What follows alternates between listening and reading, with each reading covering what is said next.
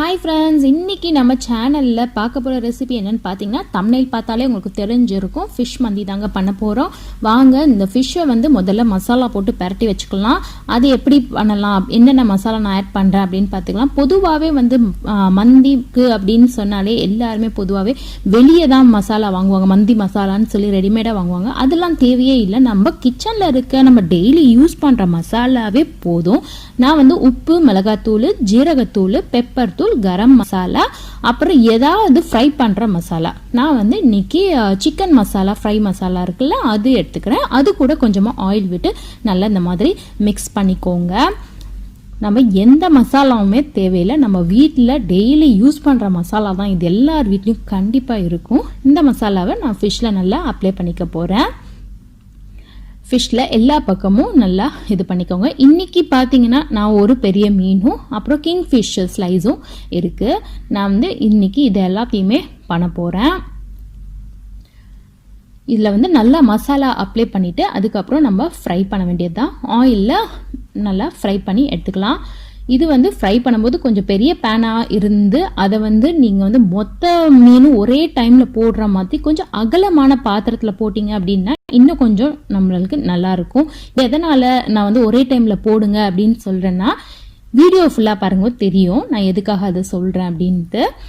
இப்போ fish fry ஆகிட்டு இருக்கவே சரி, நம்ம சைடில் ரைஸ்க்கு தண்ணி வச்சு அதில் நல்லா கொஞ்சம் கறிக்கிற அளவுக்கு உப்பு போட்டுக்கோங்க. உப்பும் ஆயிலும் நான் சேர்த்துட்டு ரைஸை வேக வச்சுட்டேன்.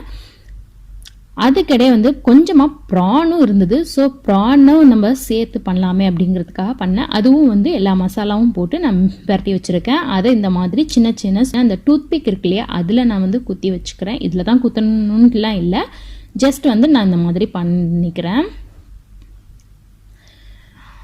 இதையும் இந்த மாதிரி பண்ணிட்டு இருக்கவே சரி, ஃபிஷ்ஷு ஃப்ரை ஆயிடுச்சு.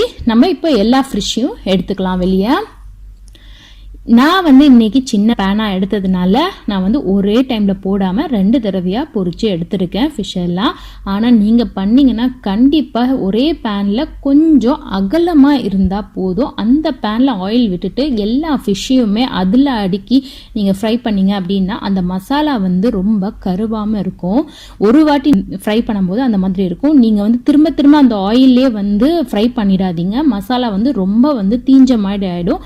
அப்படி பண்ணிங்கன்னா இதில் கண்டிப்பாக அந்த மாதிரி டேஸ்டே கிடைக்காது. ஏன் அப்படி சொல்கிறேன் அப்படின்னு பார்த்தீங்கன்னா, நம்ம இந்த ஆயிலில் தான் நம்ம யூஸ் பண்ணி மந்தியே பண்ண போகிறோம். ஸோ நம்ம இந்த மாதிரி பண்ணி எடுத்துக்கலாம். அதுக்கப்புறமா ரைஸை நம்ம வேக வச்சுருந்தோம் இல்லையா, அது வடிகட்டி வச்சுட்டேன். ஒரு 90% அளவுக்கு வெந்தால் போதும். அதை தனியாக எடுத்து வடிகட்டி வச்சுருக்கேன். இப்போது இந்த ஆயில்லையே பட்டை இருக்குல்லையா, ஒரு 2 பீஸ் பட்டை போட்டிருக்கேன். அப்புறம் ஒரு வெங்காயம், மீடியம் சைஸ் வெங்காயம் போதும். இந்த ஆயில்லையே நீங்கள் போட்டு கொஞ்ச நேரம் வதக்கினா போதும், ரொம்ப நேரம் முருக தேவையில்லை. அதுக்கப்புறம் பச்சை மிளகா, அது ஒரு பெரிய பச்சை மிளகாவாக லைட்டாக உடச்சி விட்டு சேர்த்துக்கிறேன். இது கூட முழு ஜீரகம் இருக்கு இல்லையா, அது ஒரு டீஸ்பூன் அளவுக்கும், முழு பெப்பர் கொஞ்சமும் போட்டுக்கிறேன். இது கூட தக்காளி, ஒரு பெரிய தக்காளியாக எடுத்துக்கோங்க. இதை நல்லா பேஸ்ட் ஆக்கி நம்ம இந்த மசாலாவோட சேர்த்துக்கலாம்.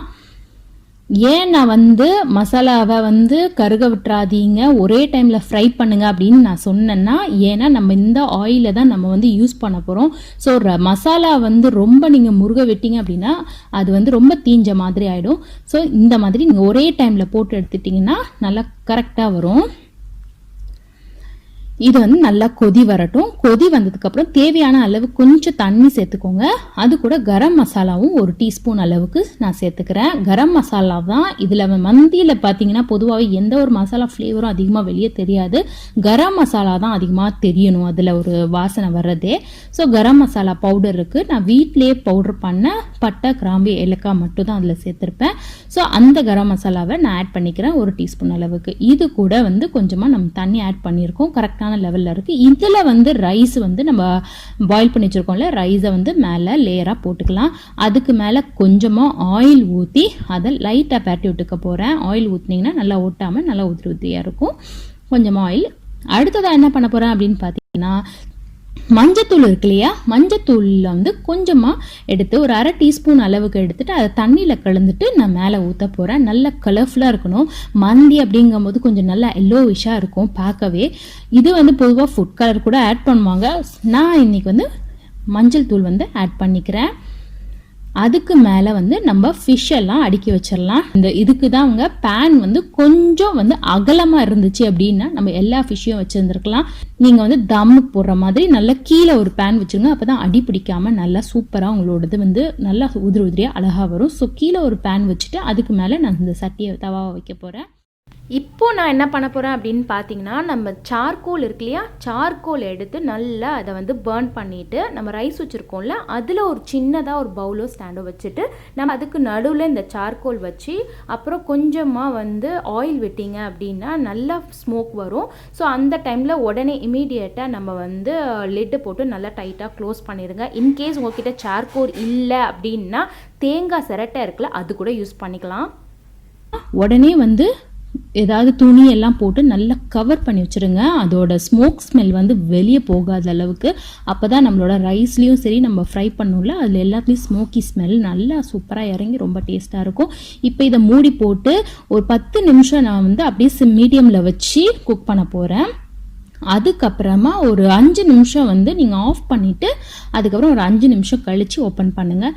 அதுக்கிடையே வந்து நம்ம சட்னி எப்படி பண்ணலாம், அதாவது மந்திக்கு சைட் டிஷ்ஷாக கொடுப்பாங்க இந்த சட்னி, நல்லாயிருக்கும். ஸோ இந்த சட்னி எப்படி பண்ணலாம் அப்படிங்கிறத பார்க்கலாம் வாங்க. இதுக்கு வந்து ஒரு வெங்காயம், சின்ன வெங்காயம், சின்னதாக இருக்கிற சைஸில் ஒரு வெங்காயமும், தக்காளி தான் இதில் கொஞ்சம் அதிகமாக இருக்கணும், ஒரு பெரிய தக்காளி, பச்சை மிளகாய் ஒன்றும், கொத்தமல்லி இலை கொஞ்சம்.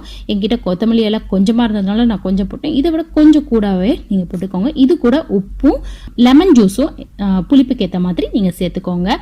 லெமனு அப்புறம் வந்து உப்பு வந்து உங்கள் டேஸ்ட்டுக்கு ஏற்ற மாதிரி ஆட் பண்ணிக்கோங்க. இதில் எவ்வளோ திக்னஸ்க்கு ஏற்ற மாதிரி நீங்கள் தண்ணி சேர்த்துக்கலாம். அவ்வளோதான், நம்மளோட சட்னி வந்து சூப்பராக ரெடி ஆகிடுச்சு. இது வந்து மந்தி கூட பொதுவாகவே இதுதான் சர்வ் பண்ணுவாங்க. ஸோ இது இல்லாமல் மந்தி வந்து ஃபினிஷ் ஆகாது. ஸோ வந்து கண்டிப்பாக நான் வந்து இந்த சட்னியோடு தான் சர்வ் பண்ணுவேன். அவ்வளோதான், நம்மளோட சட்னியும் ரெடி ஆகிடுச்சு.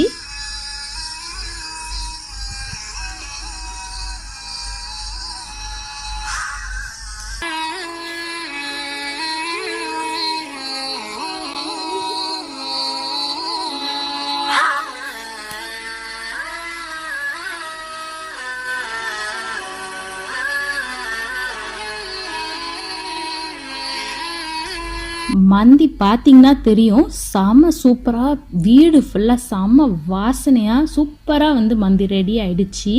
இப்போ வந்து நம்ம இந்த ஃபிஷ் எல்லாம் முதல்ல எடுத்துடலாம். அதுக்கப்புறம் நம்ம ரைஸை வந்து நல்லா வந்து ஒன்றா மிக்ஸ் பண்ணி விட்டுக்கலாம். கீழெல்லாம் கொஞ்சம் மசாலா இருக்கும். ஸோ வந்து நல்லா ஈவனாக நல்லா மிக்ஸ் பண்ணி விட்டுக்கோங்க. இந்த மந்தி வந்து கண்டிப்பாக வந்து ரொம்ப டேஸ்ட்டாக இருக்கும். பொதுவாகவே வீட்டில் வந்து மந்தி செஞ்சாங்க அப்படின்னா எல்லாருமே வந்து வடித்த தண்ணியில், நீங்கள் சிக்கனில் மட்டனில் பண்ணியிருப்பாங்க. ஸோ ஃபிஷ்ஷில் நான் பண்ணி காட்டியிருக்கேன். ஃபிஷ்ஷில் வந்து பண்ணும்போது ரைஸில் அவ்வளோ ஃப்ளேவர் இருக்காது அப்படின்னு நினைப்பாங்க. நம்ம இப்போ போட்ட மசாலாஸ் இதெல்லாம் வந்து அவ்வளோ டேஸ்ட்டு கொடுக்கும் மந்தியில். கண்டிப்பாக இது எப்படி இருந்துச்சு அப்படின்னு ட்ரை பண்ணிவிட்டு கமெண்ட் பண்ணுங்கள். தேங்க்யூ.